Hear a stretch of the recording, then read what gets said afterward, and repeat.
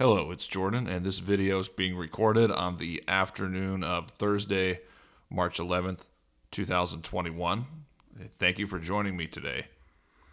And in this video, I'm going to discuss the stock market and its valuation around the 2011 peak in gold, as well as today, because that's one important angle that we can look at when we're comparing the two peaks in gold.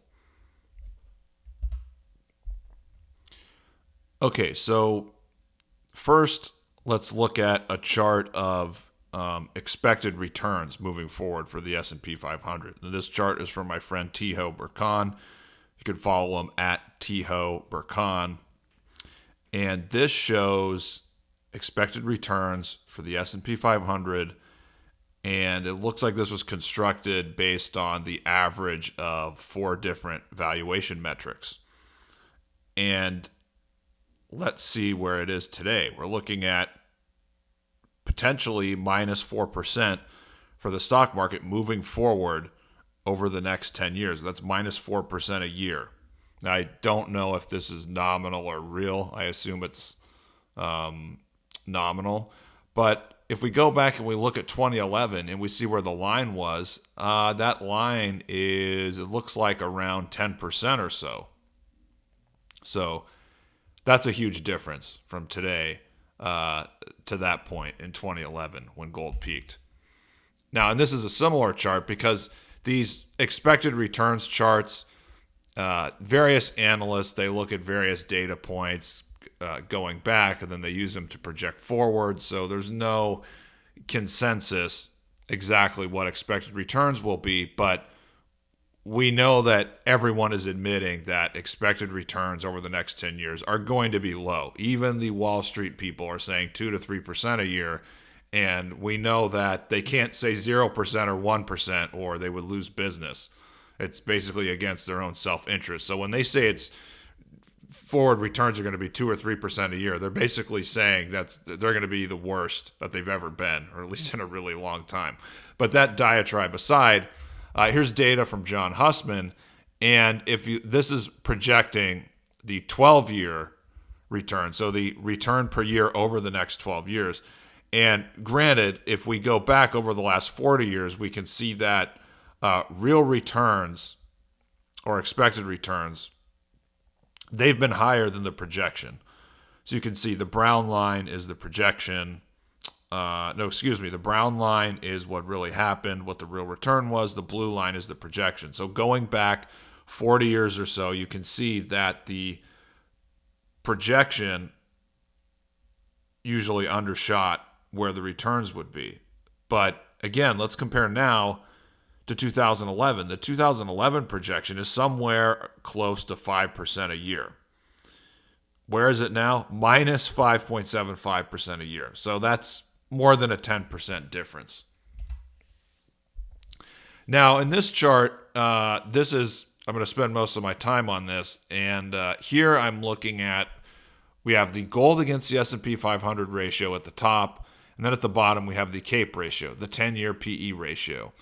And as you can see, over the very long term, these two things tend to be inversely correlated. So when we see peaks in CAPE or peaks in valuation, extreme valuations in stocks, that tends to coincide with significant lows in the gold to S&P 500 ratio. Now, at the same time, you can look at it from the other side, where lows in the CAPE ratio and valuations tend to coincide with major peaks in the gold against stocks ratio.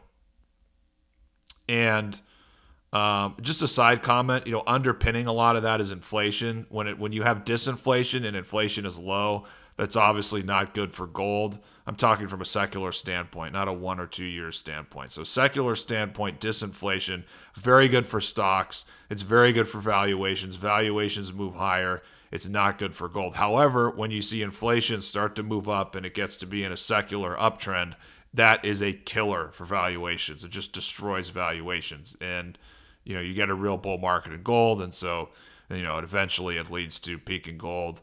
in a major low in the stock market, like in the early 80s or in 1942. But I digress. Back to the here and now. Let's focus on 2011 because this is really important. And you can see, look at where the gold and S&P ratio was in 2011. It was around 1.5. And it had gone up for, you can see there, 11 years, maybe even 12 years since 1999. I think actually 12 years. And at that point, gold had already made a long run. Gold stocks had already made a long run. Silver had made a huge run from $3 or $4 to 50. So it was not surprising looking back that could be a major peak. But getting back to 2011, look at where the CAPE ratio was. It was only at 19. I mean, compared to now, it's almost at 36. So now it's almost twice as high than 2011. And what we forget with the stock market in 2011 is that peak in gold coincided with a low in the stock market. The stock market in 2011 had a 20% correction. So it had a good recovery for a couple years, great recovery, but then it had a 20% decline. At the same time, gold was nearing $2,000 an ounce. And in 2011, the CAPE ratio there at 19, a low at the time, that was the lowest the CAPE ratio was since 1992, excluding the data there around the financial crisis, when earnings collapsed. So if you remove that, then the CAPE ratio was close to a 20-year low. Now, the other thing to point out is the S&P 500. I mean, I should have put in a chart of that, but it's only a small focus here. It had the 20% correction. At the time, it was trading at the same level as 13 years before that, the same level as 1998. So 2011, I mean, it wasn't a major bottom in gold or in stocks because you had that in 2009, but it was a significant cyclical bottom. And we can see here the CAPE valuation was relatively low compared to recent history. Now, nearly twice as high. Now look at where gold against the S&P is. Look at that ratio. I mean, people are saying, the bull market's over, or is the bull market over? We haven't even had a real bull market in the last couple of years. We barely had anything. Look at the gold to S&P 500 ratio in the last 2 or 3 years. It's barely done anything. It went up a little bit. Now it's come back.